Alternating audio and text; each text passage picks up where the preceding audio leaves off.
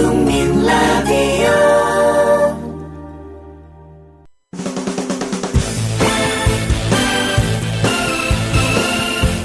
예비군 민방위 훈련장 같은 안보 특강은 가라. 여기 진짜 안보 특강이 있다. 김종대, 정욱식의 진짜 안보. 네, 청취자 여러분들 안녕하십니까? 김종대, 정욱식의 진짜 안보 3월 10일 방송 힘차게 시작하겠습니다. 저는 진행을 맡고 있는 평화네트워크의 정욱식이고요. 예, 지난주에서 오늘 또 같이 저희 파트너 김종대 편집장님 함께 자리하셨습니다. 예, 김종대입니다. 네. 얼마나 요즘 먹고 살기 힘드십니까? 저도 힘듭니다. 네. 지난주에 그 거지 4명이 나와서 좀 앵벌이 이랬는데, 댓글을 많이들 달아주셨어요. 예. 뭐 응원하시고 격려의 말씀 참 감사드리는데, 뭐 잡지 구독자 수가 좀 늘었나요? 여기 보니까, 이분 닉네임은 예. 김종대 국방장관 요. 예. 고딩이고 싶은 50대 후반 김종대 빠입니다. 예. 후원은 어떻게 하는지 공식 계좌번호라도 알려주시면 좋겠습니다. 배가 불러. 뭐, 이런 거 보면. 송금이 안 돼도 이런 댓글만 봐도 배가 부르신 거죠? 아니, 송금이 되면 더 좋고. 거기에다가, 네. 보니, 잘 듣고 있습니다. 아니, 이번 주에 댓글이 많이 올라왔는데, 이거 제가 저번에 한번 부탁했거든요. 예, 거의 협박성 부탁을 했죠. 예. 협박성 부탁. 내 다른 방송에 가도 이런 협박을 꼭 하는데, 네. 이런 어떤 그 댓글, 격려 댓글, 정말 우리 엔돌핀이 팍팍 쏟게 만드는 거 아닙니까? 그죠? 네네, 그렇죠. 예, 그리고 저는 거기에 조금 중독성이 있거든요. 네. 그래서 엔돌핀이 팍팍 이렇게 나오면은 말이 잘 나와. 그래서 예. 이것이 칭찬은 고래도 춤추게 한답니다만 우리 네. 김종대 편집장을 칭찬해 주시면 워낙 말씀을 잘하십니다만 더 재미난 말씀, 더 이제 좀 정말 좋은 말씀들 많이 주실 수 있으니까 댓글로 네. 또 많이 응원해 주시기 바랍니다. 예, 그래서 또 많이 소개해 드릴게요. 아이고, 문광님 벌써 들어오셨네. 벌써 출첵 들어오네. 아이고, 참. 우리 독자분들께서 정말, 이 방송에 대한 어떤 애착이 깊으시구나. 네.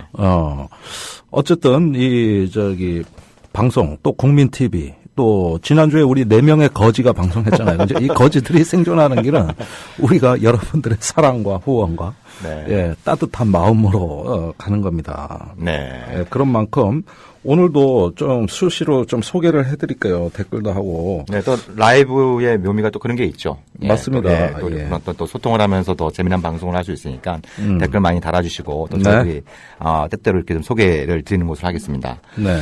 오늘 진짜 안보에서는 지난 3월 6일이었나요? 3월 6일? 마크 리퍼트 주한 미국 대사가 피습을 당하는 아주 충격적인 사건이 발생했어요. 사건이 벌어졌어요. 네네. 근데 이 피습 사건이 이게 일파만파, 일종의 나비 효과를 일으키고 있는 측면이 있고, 네. 리퍼트 신드롬이라고 이름을 붙여도 과하지 않을 정도로 예, 세준이 아빠. 온갖 형태의 정말 이렇게 이게 웃어야 될지 울어야 될지 모를 정도로 많은 어떤 일들이 좀 벌어지고 있는 상황이어서 네. 또 그 사이에 또 이제 화제의 책이 또 발굴이 되고. 있었어. 네네.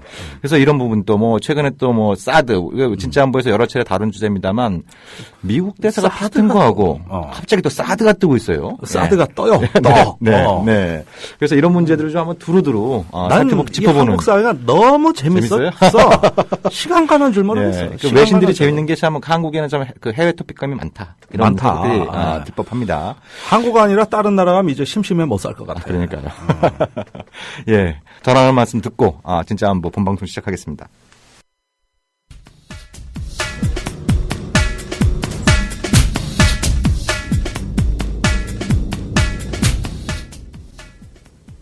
안녕하세요. 주간브리핑 하이파이브의 김민지입니다.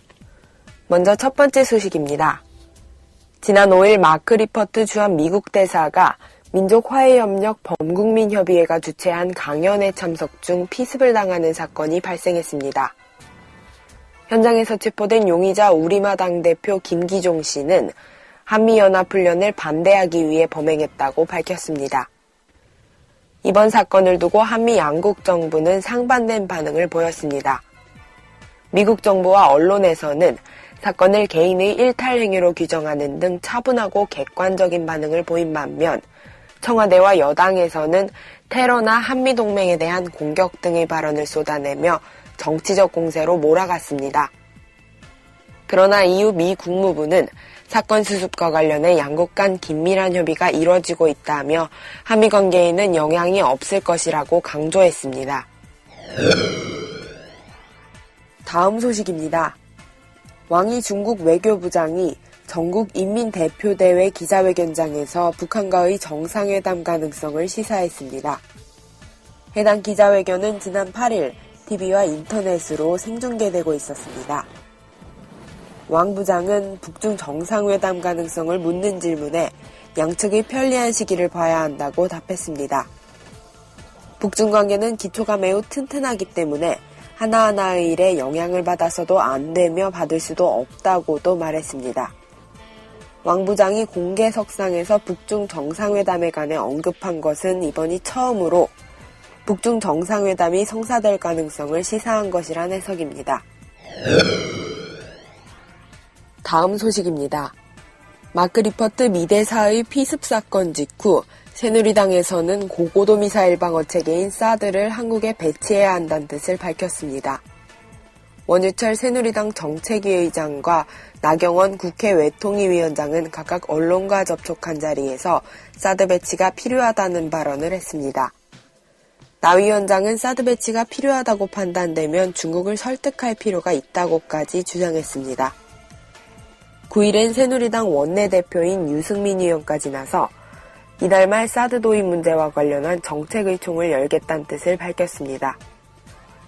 해당 인사들은 미대사의 피습 사건과 사드 필요성 제기는 무관하다는 입장이지만 해당 사건을 계기로 국내 여론이나 한미 양국 관계가 미국 쪽으로 기울었다는 시기적 맥락을 고려해야 한다는 의견도 제기됩니다. 마지막 소식입니다. 탈북자 단체 자유북한운동연합이 대북전단 살포 계획을 밝혔습니다. 천안함 폭침 5주기인 오는 26일을 전후해 북한 체제를 비판하는 전단과 영화 인터뷰 DVD를 날려보내겠다는 겁니다. 최근 북한은 대북전단에 대해 강력 대응 방침을 밝힌 바 있습니다. 북한 대남 매체인 우리민족끼리는 한미 군사훈련 기간에 삐라를 살포하는 것은 전쟁 촉발 행위라고 강력하게 비난했습니다. 이어 전단을 실은 것은 풍선이든 무인기든 대포나 미사일로 대응할 수 있다고도 말했습니다. 따라서 이번 대북전단 살포로 다시 남북 간 긴장이 고조되는 것 아니냐는 우려도 제기되는 상황입니다. 이상 주간브리핑 하이파이브의 김민지였습니다.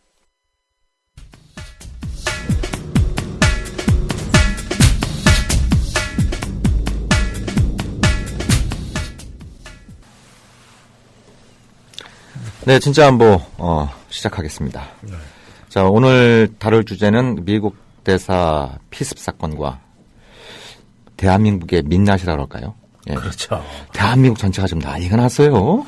아니, 언제 참다 못해 뉴욕타임즈에서 네. 아주 비꼬는 기사를 냈습니다. 네, 뭐라고, 저도 읽어본 것 같은데 내용 좀 간단히 소개해 주시죠. 정확한 워딩은 기억 안 나지만 대체적으로 이런 거였어요. 이게 한국에는 어떤 그 종교적 열정으로 동맹에 대해서 외치는 말이죠. 이런 어떤 세력들이 너무 많다. 한마디로 동맹이 너무 어떤 병적인 열광, 이런 네. 부분들이 말하자면 동맹에 이제 부담이 되고 있다는 얘기입니다. 이걸 네. 이제 우리나라 언론이 오늘 다시 재차 기사화했죠. 그러니까 사실은 어떤 미국식 합리주의 관점에서 봤을 때는 미국 대사관 앞에서 지금 목사들의 통성 기도라든가 무당의 구판, 네. 부채춤, 발레, 그다음에 단식하면서 하는 석고대제. 네. 그것도 대통령의 제부께서 네네. 네, 대한민국 국민을 대표해서 그렇죠. 미국한테 석고대제한다라고 하는 이게 이해가 안 네. 가고 네. 거기에다가 이제 리퍼트 대사가 그 퇴원을 어제 했나요? 네. 퇴원을 하면서 요청한 경찰 병력의 3배를 배치했어요. 네. 이게 지금 국가 정상급 의전도 아니고 말이죠. 그 거의 지금 미국 대통령 행차하신 것처럼 네. 이렇게 어떤 그 과도한 경우. 네. 이런 걸 보면서 미국이 좀 그만 좀 해라. 이러면서 또 한 축으로는 종북몰이. 네. 이렇게 돼서 지금 대사가 얼굴에 칼집이 생긴 거 가지고 지금 한국 정치에까지 영향을 주는 상황이 되다 보면 네. 미국은 걱정이 생기는 거예요. 그렇죠. 이게 이렇게 되면은 우리 그 미국을 지나치게 추종하고 섬기고 이런 어떤 그 열광하는 사람들의 반대편에 있는 사람들의 네. 반미 감정이 심화될 거 아니냐 이거지요. 네. 이런 반감들이 있을 건데 이런 것들 너무 이렇게 몰고 가고 종북몰이까지 막 된다 그러니까 기겁을 한 거야 지금. 네. 그걸 어제 뉴욕타임즈가 지적을 한 거죠. 그러니까 지금 이 사건 발생 5일 동안 대한민국 언론은 이 뉴스 하나만으로 거의 도배를 하다시피 하는 이런 상황인데요. 네. 제가 나오기 전에 봤는데 미국의 이제 대표적인 그 신문인 뉴욕타임즈나 워싱턴 포스트에서는 5일이 지나도록 사설 하나 안 실었습니다. 네. 예, 그러니까 이 사건을 바로 바라보는 어떤 굉장히 신중하죠. 그 극명한 어떤 시각 차이. 그러니까 예를 들면 이제 그 경찰의 수사 결과가 발표된다든지 이런 어떤 좀 뭔가 결과물이 나오면 그때 사설을 쓸 수 있겠습니다만 굉장히 차분한 정작 당사국인 미국은 굉장히 차분한 모습을 보이고 있는데 대한민국은 정말 이 전체가 호들갑을 떨고 있는 네. 예, 이런 어떤 양상이고 저는 개인적으로 실소를 좀 그 자아내는 부분이 석고대제 부분도 있습니다만 마크 리포트 대사가 개를 굉장히 사랑하는 분 아닙니까? 개. 예. 그래서 애완견도 키우고 있고. 근데 빨리 건강 회복하시라고 개고기를 선물로. 예. 이거 정말 이게 이런 민폐가 어디 있습니까? 예, 이건 문화적으로 한마디로 미국 대사를 갖다 연맹인 거죠. 연맹인 거야. 네, 그분은 그런 의도가 전혀 없겠습니다만. 미국을 그렇게 사랑하시는 분들이 미국의 어떤 문화적인 감수성이 이렇게 떨어지는 이런 모습들을 보면 정말 실소를 자아낼 수밖에 없는 이런 어떤 모습들인 것 같고요. 또 할배들 다 나와가지고. 네. 예. 천명동도 흔들고. 네. 그 범인으로 알려진 김기종 씨 화형식하고 1000명이 모여서 그런 일들이 광화문 일대에서 벌어지고 이 일들을 지나는 외국인들이 그런 모습들을 보면 도대체 무슨 생각을 할까? 이게 정말 부끄러운 그런 상황이 아닐 수 없습니다. 상황이 아닐 수 없어요. 네네. 근데 우리가 한번 또 여기서 좀 이제 이미 언론에서 많이 다뤘습니다만 이 김기종 씨의 그 미국 대사 공격 행위를 우리가 좀 어떻게 바라봐야 될까? 예, 이런 것도 좀 한번 우리가 한번 좀 따져봐야 되는데 많이 나왔죠. 어떤 생각이 들었습니다. 예, 지금 한가인님이 아주 재밌는 그림도 올려주셨네요. 보니까 전격교육위원, 전격교육위원, 한쪽에서 부채춤 추고 발레하고 다 나왔네 여기. 기독교인들이 근데 왜 그렇게 절을 하고 계신지 모르겠어요. 저 개도 매달아서 보내고 석고대제 북치는 사람들, 빵빠레 올리는 사람들. 완전 조선시대 됐네. 조선시대예요, 조선시대. 왕의 행차. 그 그림을 이제 보는 듯한 착각을. 가만히 있죠. 이거 저작권 없나? 우리 잡지에도 좀 게재했으면 좋겠는데. 사실 원인에 대해서는 지금 두 가지 배후론이 있는 겁니다. 네. 첫 번째는 조선일보가 얘기하는 그 종북 세력 배후론이 있는 거죠. 네. 그러나 이제 그 반대편의 배후론도 있는 겁니다. 우리마당 피습 사건부터 유래된 오랫동안 누적된 국가의 폭력. 네. 이 두 가지가 있다고 봐요. 네. 그런데 둘 다 배후론이 있다 하더라도 그것을 따지는 거는 우리가 사후에 해석하는 사람의 관점의 문제지 이슈 여하를 불문하고 이 행동은 용납하거나 이해할 수 없는 겁니다. 그렇죠. 절대로 동의할 수 없는 거죠. 그러나 그 폭력의 어떤 그 배후, 그 폭력의 진짜 어떤 그 발상지가 어디서부터 나온 것이냐, 이거는 따져볼 만한 것이죠. 그런데 이제 그 조선일보나 새누리당은 종북 숙주로 얘기되는 어떤 야권과 거기에 기생하는 종북 세력의 굉장히 조직적이고 치밀한 어떤 그 연관성, 이런 부분을 얘기하고 싶은 거죠. 그렇죠.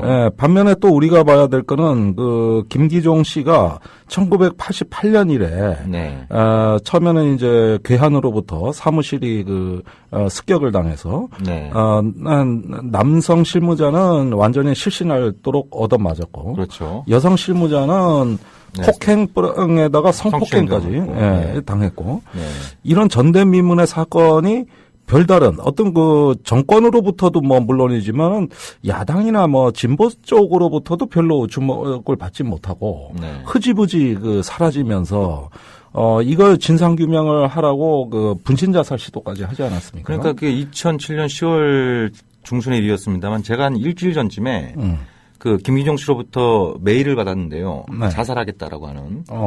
그래서 뭐 그 사유는 정확히 적혀 있지 않았습니다만 좀 이렇게 뭐라 그럴까 횡설수설하는 이제 그런 어떤 문장에서 자살하겠다는 그 메일을 받고 제가 깜짝 놀라서 네. 이제 그 김기종 씨를 알만한 분들한테 이제 저한테 선배 활동가들이죠. 이분들한테 네. 이제 좀 자초지종을 좀 물어보고 빨리 좀 만류해 달라 이렇게 이제 부탁을 했던 기억이 있습니다만 그래서 이제 저도 알게 된 게 우리마당 그 피습 사건이었죠. 네. 예, 예. 그러니까 그거 이제 그때 당시에 이제 우리마당이라고 하는 단체에서는 88 서울올림픽을 남북 공동으로 개최해야 된다.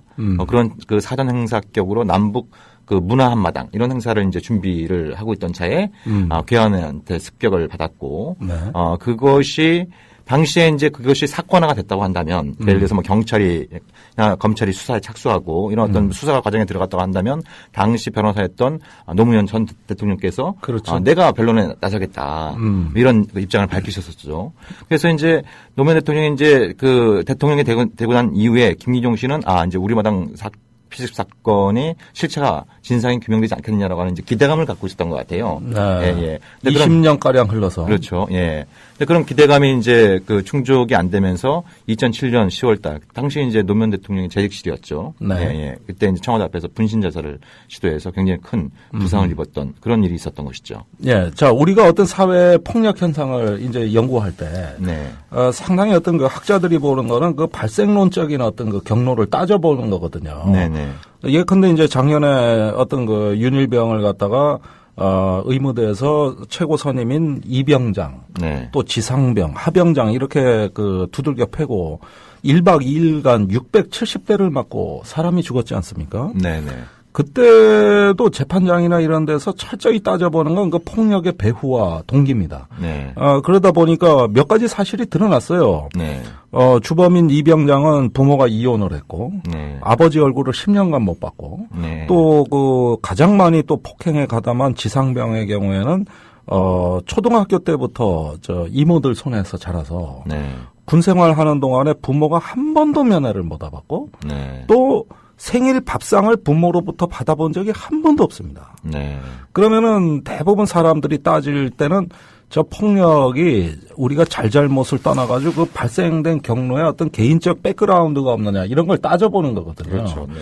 근데 지금 그 보수 언론이나 방송에서 나오는 건 뭐냐 하면은 일체의 우리마당 사건이라든가 그동안에 김기종이란 사람이 국가로부터 어떤 받았던 어떤 대우 또 그 무시당한 거, 이러면서 어떤 그 사람이 점점 폭력에 어떤 의지하는 네. 이런 식으로 나아가는 그 경로에 대해서는 추적을 안 하고 네. 단지 종북 세력이 있을 것이다. 종북 행적이 있다. 또 야당 국회의원들이 이걸 부추겼다. 네. 지금 이 얘기만 하고 있는 거거든요. 네, 그렇죠. 이 얘기만 하고 있는 것 중에 거예요. 하나가 99년부터 2006년까지 7차례 북한을 다녀왔다는 거 아닙니까? 예. 그래서 이제 어떻게 이제 북한하고 좀 연계시키고 이걸 이제 종북 세력으로 확대시키는 이런 어떤 화법인데 그러니까 그 보수 언론이나 이제 일부 정치권에서 얘기하는 것은 김기종 씨가 그전에는 반일 활동을 주로 하다가 북한에 7차례 갔다 와서 반미 활동으로 돌아섰다. 그것도 엉터리 설명이에요. 예. 그 말도 안 된다고 하는 것은 오히려 김기종 씨가 독도 지킴이 대장을 자처하면서 반일 활동을 본격적으로 시작한 시점은 2007년부터입니다. 예. 그러니까 시간적으로 보면 북한에 다녀와서 반미 쪽보다는 반일 활동에 오히려 더 치중을 했던 것이죠. 네. 예. 그러니까 이건 사실관계에도 맞지 않는 걸 억지로 막 이렇게 이제 끼워 맞추는 거예요. 그러니까 종북 프레임에 네. 이거를 넣으려고 하는 거죠. 네. 그러다 보니까 설명도 엉터리고 편향돼 있는 거죠. 네네. YTN이나 뉴스 채널 종편에 나온 사람들, 제가 평론가들 떠드는 걸 다 보는데 네. 굉장히 표피적이고 현상적인 얘기만 합니다. 네네. 요즘 언론이 저래요. 그러니까 어떤 이 사안의 본질에 정신을 집중해야 되거든요. 네. 그러면은 저 폭력이 발생되게 된 전후 배경 맥락을 다 따져봐야 되는 건데 그렇죠. 네. 이런 식의 어떤 우리 같이 방송하는데도 웃고 아주 표피적이고 현상적입니다. 네네. 그러니까 북한에 몇 번 갔다 왔냐. 네. 과거의 정과가 뭐였냐. 네. 이런 것만 따지고 야당과의 연결고리가 뭐냐. 네. 사실은 야당과의 연결고리는 논할 가치조차 없는 겁니다. 원래는. 그러니까 재미난 것 중에 하나는 한때 그 박원순 서울시장을 일부 사람들은 또 뭐 종북주자로 매도하려고 하지 않았습니까? 네. 근데 김기종 씨가 제 기억으로는 2013년인가 저한테 이제 와서 그 유인물 건네주면서 막 박원순 시장을 막 욕하더라고요. 네. 예. 그래서 무슨 사연인가 보니까 박원순 시장이 만나주지도 않고 우리 마당에 주최하는 이제 그 행사에 그 시설 대관도 안 해주고 이러니까 무슨 박원순이 인권 변호사냐 가짜 인권 변호사다 이런 유인물을 만들어서 막 배포하고 있더라고요. 예? 그러면 종북 세력인 김기정이 종북시장에 있는 박원순을 이제 보수 언론에 일부 보수 언론의 논법에 따르면 이 공격한다는 게 말이 안 되는 것이죠. 말이 안 되죠. 그래서 이제 그러니까 김기정 씨의 이런 행적을 봤을 때 뭐 이번 그 이제 미국 대사 공격 사건은 이제 좀 더 우리가 추이를 지켜보고 또 수사 결과를 보고 신중하게 판단을 해야겠습니다만 이것이 어떤 뭐 종북 세력 혹은 반미 세력을 배후로 둔 굉장히 정치적인 이윤적인 테러다 이렇게 규정하기에는 지금까지 보여왔던 김기정 씨의 어떤 그 이제 언행들 기이한 언행들이 잘 맞아떨어지지 않는 이런 부분들이 있다라고 말씀드릴 수 있는 거죠. 네, 맞습니다. 그런 면에서도 지금의 이 종북 어떤 그 선동, 종북몰이 이런 것들은 사실은 여권은 이것을 자제할 만한 자제력을 갖고 있지는 않습니다. 아시다시피. 이 좋은 걸 왜 안 합니까? 이렇게 좋은 걸 보궐선거도 다가오는데. 그 박근혜 대통령의 지지율이 또 올라가고 있어요. 올라가고 있어요. 이분은 어디 외국에 한번 갔다 오시면 지지율이 좀 올라가는데. 제2의 중동 붐을 일으키고 귀국해서 리포트 대사. 문병하는. 그다음에 얼굴에 똑같은 부위에 칼자국 있는 분들끼리 만나. 똑같은 병원에서 수술 받았어. 그러니까 내가 그 수술 받아봐서 아는데 거기 찢어지면 말이 잘 안 나온다는 얘기까지 하면서 그 얘기를 중동에서도 했고 문병할 때 또 했단 말이에요. 그래가지고 칼제비들끼리 만난 거 아니야, 그지? 결국은. 그러니까 그 박근혜 대통령의 얘기 본인이 이제 2006년도에 그런 이제 피습을 당한 적이 있었습니다만 그때 당시에 한나라당이 이건 명백한 정치 테러다. 그래서 그 정치 쟁점화를 시도하니까 그때 당시에 박근혜 대통령이 뭐라고 했냐면 오버하지 맙시다. 이렇게 얘기를 하면서 오히려 이제 차분하게 굉장히 의연하고 차분한 모습을 보임으로써 이것이 이제 당시 한나라당이 지방선거에서 압승할 수 있었던 아주 중요한 배경이지 않았습니까? 근데 이번 같은 경우에는 대통령께서 앞장서서 오버하고 계세요. 그렇습니다. 본인 스스로 이거를 갖다 한미동맹에 대한 테러다. 한미동맹 이건 개인에 대한 물리적 공격일 뿐만 아니라 한미동맹의 테러다. 이렇게 성격 규정을 해버렸습니다. 이건 좀 어떻게 보세요? 그 전에 새누리당이 이미 그런 규정을 했었고 김무성 대표가 조중동이 또 그거에 대해서는 또 이제 이 당청 간에 아주 소통이 잘 되는 것 같아요. 그렇다면은 그 말대로라면 간단하죠. 우리도 이제 그 국내 IS 같은 테러 세력이 있는 이제 위험 국가라는 거를 자인하고 이제는 테러와의 전쟁을 해야 되는 겁니다. 그 말대로라면. 그렇죠. 그래서 지금까지 그나마 치안이 잘 지켜지고 한국 사회 이 양극화된 나라에서 이 정도 치안이 잘 유지되고 있는 나라가 전 세계에 없거든요. 사실은 우리보다 선진국, 우리보다 치안 훨씬 나쁩니다. 그렇죠. 이제 이 소리 못 하는 거예요. 우린 테러 국가 된 겁니다. 그래서 어느 한쪽에는 무정부 사회가 있고, 통제가 안 되는 무정부 사회가 있고, IS와 같은 테러 세력이 존재하는 겁니다, 우리 사회에. 자, 그래서 이제 전 세계 이 사실을 우리가 매일 언론을 통해서 알리고 있으니, 뭐 사실대로라면 한국 여행도 자제해야죠. 그렇죠. 외국인들이 자제해야 되겠고, 투자도 자제해야 되겠고, 그러면서 위험 국가니까 조심해야 되겠고, 이렇게 해야죠. 그 말대로라면. 아니 그러니까 안 그래도 뭐 이른바 그 남북한의 어떤 대결 구조 때문에 코리아 디스카운트란 말이 있지 않습니까? 외국이 나오면 한국 꼭 한반도로 꼭 전쟁이 터질 법한 이런 지역으로 이제 알려진 부분들이 있는데 여기에 더해서 이 조직적인 세력들이 그 미국 대사를 테러가 언제든지 발생할 수 있는. 그러니까 이것이 개인의 일회성 그 돌출 행동 이라는 거 바라볼 때하고 이것이 어떤 세력화된 테러 조직이 이런 일을 벌인다고 하는 것은 전혀 그에 대한 어떤 인식 차이가 클 수밖에 없는 거 아니겠습니까? 자, 그래서 이걸 뭐라고 부를 것이냐, 테러라고 부를 것이냐, 공격이라고 부를 것이냐, 돌출 행동이라고 부를 것이냐, 이거는 논란이 있는 겁니다. 저는 그 논란이 있다는 것 자체는 인정을 해야 된다고 봅니다. 왜냐, 그 개인적인 어떤 돌출 행동이자 개인적인 폭력인 건 맞지만, 그 수단이나 방법이 매우 섬뜩합니다. 그렇죠. 사실 리포트 대사가 왼쪽 그 손가락 어느 부위인가에 이제 관통상을 입었고, 그 관통된 상태에서 칼이 얼굴로 간 거거든요. 그러면 만약에 왼쪽 손으로 막지를 않았더라면, 이 칼날이 얼굴 아래 부분이 아니라 그 약간 아래. 그 목이죠.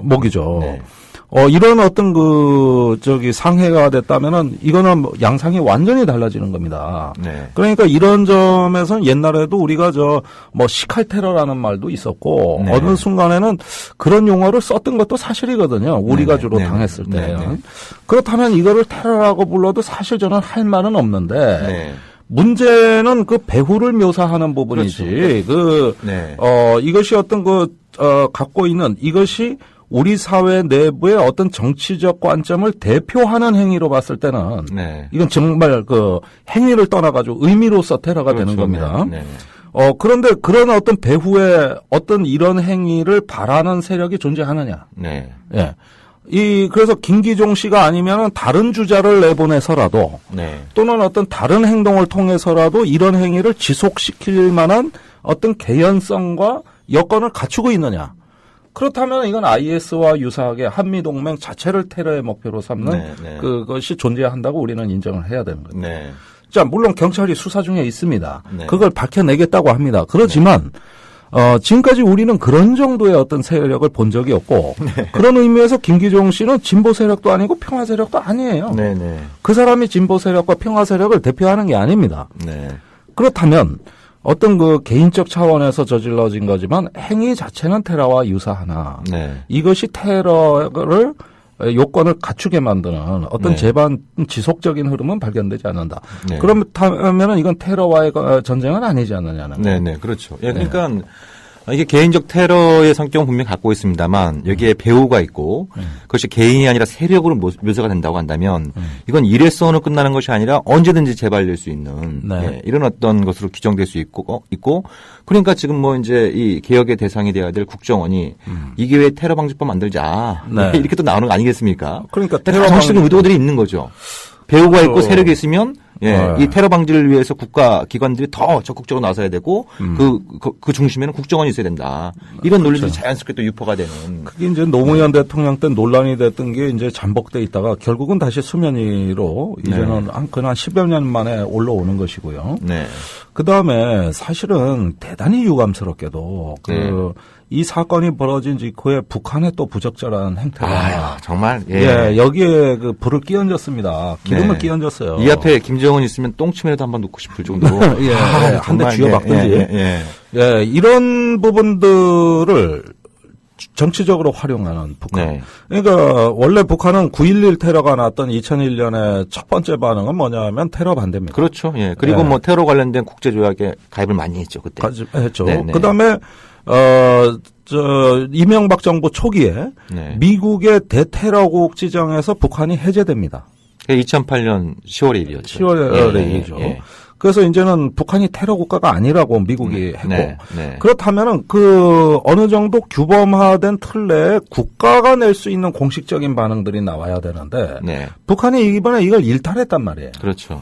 그러면서 마치 잘된 일로 안중근 의사에 빗대서 이걸 갖다가 부추기는 성명을 낸 겁니다. 아주 의로운 행동이라고 했던 겁니다. 그렇다면 결국은 이런 부분을 차분하게 이성적으로 우리가 따져볼 수 있는 우리 한국 사회 내에서 어떤 이성의 입지라고나 할까. 우리의 어떤 논리적인 접근의 여지가 그만큼 잠식이 돼버리는 바람에. 그렇죠. 이것이 어떤 남북한 간의 문제가 되고 이렇게 되면 어떻습니까? 결국은 이것이 테러에 버금가는 효과를 발휘하는 형태가 되는 거예요. 결과적으로. 그러니까 남북한 강경파들의 전형적인 적대적 의존 관계를 다시 한번 좀 확인할 수 있는 대목이 아닌가 싶은데. 맞아요. 그러니까 지금 안 그래도 우리가 몇 주 전에 이제 소니 해킹 사건도 한번 다뤘습니다만 그 사건을 계기로 해서 미국 내에서 북한을 테러 지원국으로 재지정해야 된다. 이런 얘기들이 나오고 있는 상황인데 여기에 대고 지금 미국 대사의 피습 사건이 마치 잘 된 일인 것처럼 그거에 대해서 지지하고 나선 이런 북한의 모습을 봤을 때 이게 북미 관계에 미칠 어떤 부정적인 영향도 대단히 걱정스러운 이런 그렇죠. 부분이고요. 정말 그러니까 지금 북한은 반미 모드 아니겠습니까? 맞습니다. 그러니까 이게 남북 관계에 어떤 영향을 주고 북미 관계에 어떤 영향을 주고 이게 당장 급한 것이 아니고 지금 그 주민들한테 반미 열풍을 불러일으켜야 되는 그런 어떤 타임이라고 생각하니까 남쪽에서 발생한 이 끔찍한 사건도 정치적으로 악용을 하고 있는 이런 모습들이 이 휴전선 건너편에서도 보이고 있는 참 안타까운 현실인 거죠. 안타까운 거죠. 그러니까 이걸 우리가 양비론이라고 얘기하는 양비론을 주장할 의도는 없습니다. 네, 그렇죠. 그러나 잘못된 건 잘못된 거예요. 네. 니체가 그런 얘기를 했죠. 괴물과 싸우다 보면은 우리 안에 괴물을 발견하게 된다. 그렇죠. 네. 닮아가는 겁니다. 네. 싸움에서 닮아가는. 네, 네. 닮아가는 거죠. 결국은 어떤 그 막말이 막말을 낳고 증오가 적대를 낳고 원한이 원한으로 연결되는 하나의 사슬이 형성되면 네. 그 강력한 사슬에 묶이면 쉽게 빠져나오질 못합니다. 네. 거기에서 우리가 감정적으로 차분해져라, 이성적으로 사고해라, 그다음에 유연해져라 이렇게 얘기를 한다 한들 네. 한 번 그 고조된 어떤 적대와 증오의 원한의 사슬 관계는 한 번 형성되면 끊기가 대단히 그렇죠. 힘들다. 네, 네. 그런데 이것이 현재 우리를 노예로 다 사슬로 얽어매고 있다는 겁니다. 네. 거대한 하나의 무덤을 만들고 그 속에 사슬로 갇혀지게 되는. 그러면 한쪽에는 사대주의라고 해도 뭐 거의 무방할 만한 어떤 숙미 사대 또는 뭐 이런 정도의 욕을 먹는 집단이 네. 이게 또 국민을 마치 대표하는 것처럼 엄청난 자기 과시가 네. 있는가 하면 네. 또 한편에서는 이런 속에서 어쩌면은 또 다른 폭력을 만들어낼지도 모르는 막말과 증오의 어떤 네. 원한 관계가 형성이 되고 이렇게 되면은 저는 불과 오래 기다릴 것도 없이 얼마 지나지 않아서 한국 사회는 내전 상황이 됩니다. 네. 즉 백색 테러와 적색 테러가 다 같이 나타날 수 있는 그렇죠. 이 토양을 우리 기성세대가 만들고 있다는 것이고 네. 그런 테러와 테러 또는 폭력과 폭력이 충돌하는 거는 총칼만 안 들었을 뿐이지 대포만 동원되지 않았을 뿐이지 이미 심리적 내전 상태로 들어가는 것이다. 네네. 사실 저는 지난 월요일 날 출근을 하는데 우리 가족도 당신도 어디 가서 몸 조심해 이런 얘기를 합니다. 네. 저도 그런 어디 얘기 가가지고 많이 독설 너무 퍼붓다가 네. 혹시라도 네. 아니 내가 가족한테 왜 이런 얘기를 들어야 됩니까? 네. 아마 정 대표도 그런 얘기 듣고 있을 네. 거예요. 그러면은 어떤 공포라든가 어떤 이런 그 불안 심리에 사람의 심리가 압박을 당하게 되면 네. 무슨 일이 일어나냐 하면 그렇게 위축이 되면 정상적으로 말하기가 어려워지는 그렇죠. 거예요. 예. 예, 그런 만큼 우리 그 진짜 안보 프로만큼은 서로를 격려하고 아껴주는 댓글 좀 많이 네네네. 올려주시고. 네네. 예, 그래서 정말 우리가 의연해질 수 있고 이런 때일수록 평화와 어떤 사랑 그런 것들을 정말 진실한 논리에 담아서 네, 전달할 네. 수 있는 네. 이런 어떤 그 이성적이고 네. 차분한 어떤 자기 어떤 정체성을 갖춘 집단이 이제는 말을 해야 됩니다. 네, 그렇죠. 예, 네. 자꾸 이 중간지대가 사라지게 되면은 이제 남는 거는 내전 상황이다. 심리적 내전이다. 이렇게 말씀드리죠. 그렇죠. 예. 근데 뭐 안타깝게도 100%의 대한민국을 만들겠다라고 하는 박근혜 대통령 취임 이후에 이런 어떤 남남 갈등의 양상이 이 갈등의 단계를 넘어서 증오와 때로는 폭력이 동원되는 이런 양상으로 치닫는 것 같아서 참 그 답답한 심정이고요. 네. 그리고 또 한 가지 좀 주목해야 될 현상이 이제 국가보안법을 적용하겠다. 네. 이런 얘기들이 나오고 있지 않습니까? 나오고 있죠. 네. 북한하고 주장이 유사하다. 네. 사실 북한하고 주장이 유사한 게 한두 가지가 아니지 않습니까? 한두 가지가 아니죠. 평화 통일하자. 그럼 이것도 북한도 주장하면 그것도 뭐 종북론이 되는 거고. 예, 참 답답한 노릇입니다만. 근데 저는 이게 흥미로운 건 뭐냐면은 미국이 오래전부터 한국이 진짜 자유민주주의가 되고 건강한 한미 관계를 발전시키기 위해서라도 뭡니까? 국가보안법을 개폐해야 된다. 네. 예? 예. 얼마 전에 미 국무성도 그렇죠. 유사한 발언이 있었습니다. 항상 매년 이제 인권 보고서를 발표를 하면서 한국의 대표적으로 반인권 사례로 국가보안법 문제를 들고 있어요. 네. 네. 근데 미국 대사 피격 사건, 피습 사건을 갖다가 여기에 국가보안법을 또 적용하겠다 그러니까 이게 도대체 이게 이 한미 관계를 어디로 몰고 가려고 그러는지 그 부분은 말입니다. 이 국가보안법을 적용하겠다는 그 자체도 사실 놀랍지만은 그 적용하는 문제에 관해서도 말인데 사실 수사가 시작되기 전부터 그 얘기가 나왔다는 겁니다. 네. 그렇다면 지금 이 사건은 어떤 상해죄 아닙니까? 상해죄 또는 살인미수죄 살인미수. 예, 이런 거라면은 일단 이 부분에 어떤 그 수사를 집중하면서 어떤 면에서도 다른 어떤 그 정치적 동기가 있는가를 따져볼 때 네. 국가보안법적인 요소가 있느냐는 아마 공안기관이라면 당연히 살펴볼 것이다. 네. 네. 근데 이번 경우에는 네. 이런 어떤 수사 자체가 되기도 전에 이건 국가보안법 사건이라는 걸 미리 말해놓고 네. 그 다음에 수사를 하는 형식을 취했다는 겁니다. 네. 일종의 수사의 가이드라인을 정해놓는. 그렇죠. 이것도 역시 어떤 괘씸죄로 몰아가면서 거기에 끼워 맞추는 식이 되기 때문에 자칫하면 이것도 법치주의 원리에 위배가 됩니다.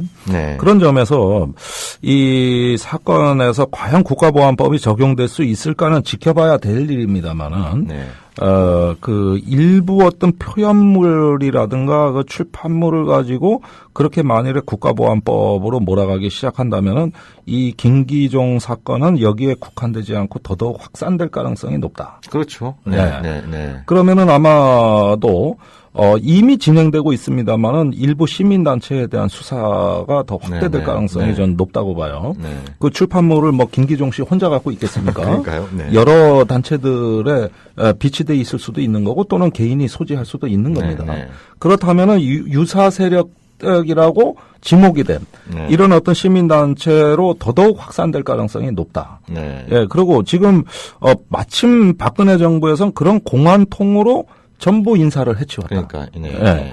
그러니까 김기종 씨는 그 사람들한테 큰 선물을 준 거예요. 네. 네. 마침 공안 세력이 강화된 박근혜 정부에 딱 실력 발휘할 수 있는 어떤 기회를 알아서 네. 선물로 싸서 며느리 밥상 차려 시아버지한테 곱게 차려주듯이 네. 예, 이렇게 이쁘게 차려서 준 겁니다. 김기종 네, 씨는. 네, 네. 그러니까 이것이 이제 뭐 이 피습 사건의 파장이 어디까지 미칠지 이제 좀 더 두고 봐야겠습니다만 이게 굉장히 인위적이고 정치적인 나비 효과들이 분명히 일어나고 있는 현상은 분명한 것 같고요. 여기 또 북한까지 가세해서 논란을 키우고 있는 그런 상황인데요. 근데 뭐 아무튼 뭐 정부나 언론 쪽에서 얘기하는 게 북한의 주장에 동조하고 주장에 흡사하다라고 하는 게 대표적인 것이 뭐 한미 합동 군사훈련을 중단해라. 네. 네. 정전 협정을 평화 협정으로 대체하라. 네. 이게 북한의 주장하고 유사하다고 얘기를 하면서 국가보안법을 운운한단 말이죠. 네. 근데 지금 역대 대한민국 대통령 중에 한미 군사훈련을 중단을 요구한 정도가 아니라 있지. 예. 실제로 중단한 대통령이 있지 않았습니까? 있어요. 네, 예. 네. 그건 북한을 고려해서. 네네네. 예. 네. 북한의 요구를 수용해서. 예. 한 분 계십니다. 예. 네, 네. 계십니다. 예. 네, 힌트를 드리자면 김대중 대통령도 아니고 노무현 대통령 아닙니다. 예. 네, 아닙니다. 네. 자, 이거 퀴즈로 내자고 댓글로 올려주세요. 네네. 예. 예. 이거 그분 같은 경우는 어떻게 된 겁니까, 이게?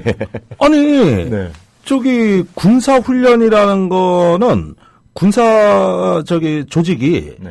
잘 전쟁 절차를 숙달해서 싸우기 위해서 하는 걸 군사훈련이라고 하는 네, 거 아닙니까? 네, 네. 전쟁 연습이라 그래요. 네. 자, 옛날에는 팀 스프리트였죠. 네. 예, 그런데 그거는 군사 조직의 이익이지만 대국적으로 큰 국가 이익을 거시적으로 달성해야 될 때. 그렇죠. 네. 다른 이익이 있을 때 이 네. 이익은 양보할 수 있는 거잖아요. 네네. 그때는 뭡니까? 남북 기본 합의서, 비핵화 공동선언, 또 중국하고 수교, 네. 또 소련하고 수교, 수교, 뭐 여러 가지 이 있었죠. 대한민국의 외교 안보의 전체 지형을 다 바꿔놓는 사건이 그때다 발생이 됐는데 네. 그렇다면 이 팀 스프리트 훈련이라는 연례 전쟁 연습 하나 정도를 네. 우리가 포기한다고 해서 네. 이 더 큰 기회 이익이 오는 걸 포기할 이유가 없는 겁니다. 그렇죠. 네. 네. 그렇다면은 국가 이익은 어떻게 배열되고 어떤 우선순위냐에 놓여 있느냐에 따라 가지고 조정할 수 있다는 거거든요. 네. 그러면 한미 군사 훈련은 성역이 아니라는 거예요. 네네. 이건 얼마든지 정치적으로 조정할 수 있는 겁니다. 네네. 이래서 남북 관계를 고려해서 네. 팀 스프리트 훈련을 중지한다. 네.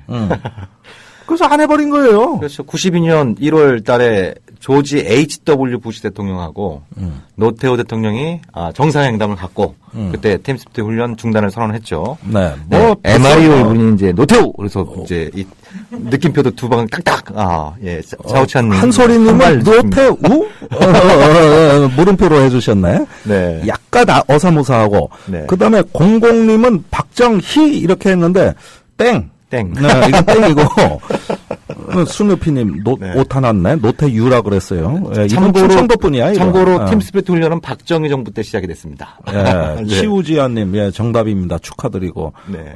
백배담배? 예, 이분도 떡배담배? 아따 진짜 촌스러운 닉네임이에요. 아니, 네. 우리 애청자한테 촌스럽다니요. 지금 막말을 하고 그러세요. 아니 그런데 네? 뭔 떡배이라니까. 우리 동네에 있던 그 깡패들 생각나. 아주 촌스러운 닉네임이네. 스누피 같은 이쁜 닉네임도 있는데 저 보이잖아. 네. 그리고 아니, 시력 좋으시네요. 저는 좀 지치는데. 에마리오 뭐 네. 이분도 노태우 확신에 찬 느낌표 네. 두 개. 네. 아유 감사합니다. 네. 자, 그리고 또 얘기 나오는 게, 정전협정을 평화협정으로 대체하자.